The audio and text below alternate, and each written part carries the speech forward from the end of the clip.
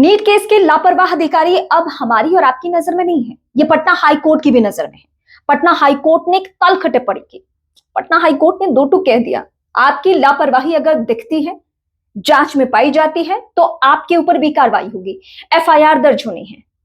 मतलब Patna high court भी ये मानकर चल रहा है कि नीट केस को पूरी तरीके से खराब करने में पुलिस अधिकारियों की बहुत बड़ी भूमिका रही है।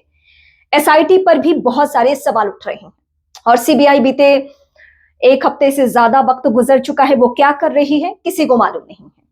Shambhu hostel to Jahanabad, Jahanabad to Patna, अलग अलग जगहों पे जाना, लेकिन जिन जिन लोगों से पूछताछ होनी थी अभी तक सीबीआई ने भी इस केस में जांच प्रक्रिया वैसे आगे नहीं बढ़ाई जिससे कि आपका हमारा भरोसा वो जीत सके। वैसे ये तो पहले से ही तय था कि सीबीआई इस मामले में क्या करने वाली है, लेकिन पटना हाई कोर्ट में क्या हुआ वो जरा सुन लीजिए। पटना हाई कोर्ट में मनीष रंजन, शंभू हॉस्टल का संचालक, वो चाह रहा था कि उसे जमानत मिल जाए, लेकिन इस केस की गंभीरता को देखते हुए कोर्ट ने फिलहाल यह तय कर दिया है कि किसी भी सूरत में जमानत नहीं मिलनी है। और दलीलें यही दी जा रही थी कि जांच अभी शुरुआती वक्त में है, मतलब इसके बाहर रहने से यह केस प्रभावित हो सकता है।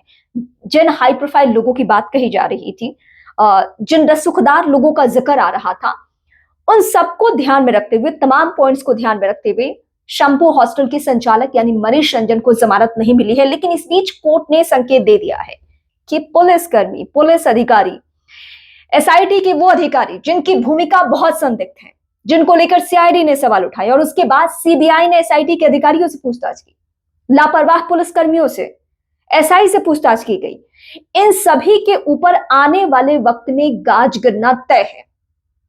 एफआईआर के जरिए कार्रवाई जरूर होगी। वैसे इस बात की गुंजाइश ना के बराबर ही है कि इनके ऊपर बहुत बड़ा एक्शन होगा, लेकिन हाँ, कोर्ट का ये कह देना भी हम सबको सुकून देने के लिए काफी है कि अगर हम सवाल उठा रहे थे तो वो सवाल गलत नहीं था।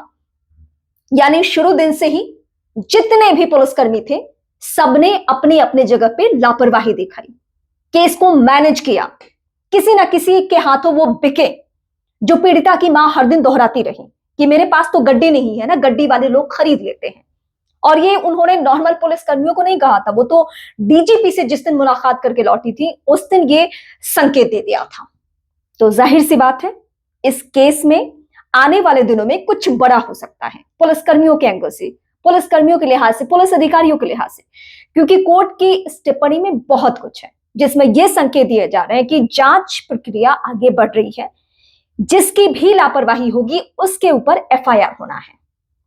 मतलब पुलिस के बारे में सही कहा जाता है कि जिसको मन उसको फंसा दे पुलिसकर्मी, और जिसको मन उसको बचा दे। नीट केस इसका सबसे बड़ा उदाहरण है। पुलिस ने जैसे मन वैसे इस केस को घुमाया और नेता अपनी पीठ थपथपा रहे कि हम तो ये कर देते हैं, हम वो कर देते हैं। क्या कर देते हैं? नीट केस इसका सबसे बड़ा उदाहरण है, जिसमें बिहार की पुलिसकर्मियों के बीच में, उन अधिकारियों के बीच में चुनिंदा ऑफिसर्स जिनको चुनकर एसआईटी का गठन हुआ वो फेल, उसके बाद सीआईडी फेल। सीबीआई तो बिहार सरकार के अंडर आती नहीं है, वो तो केंद्र सरकार की विंग है। तो जाहिर सी बात है फिलहाल इस केस में क्या होने जा रहा है सबको मालूम ही है, लेकिन फिर भी थोड़ा इंतजार कीजिए, देखिए क्या होता है।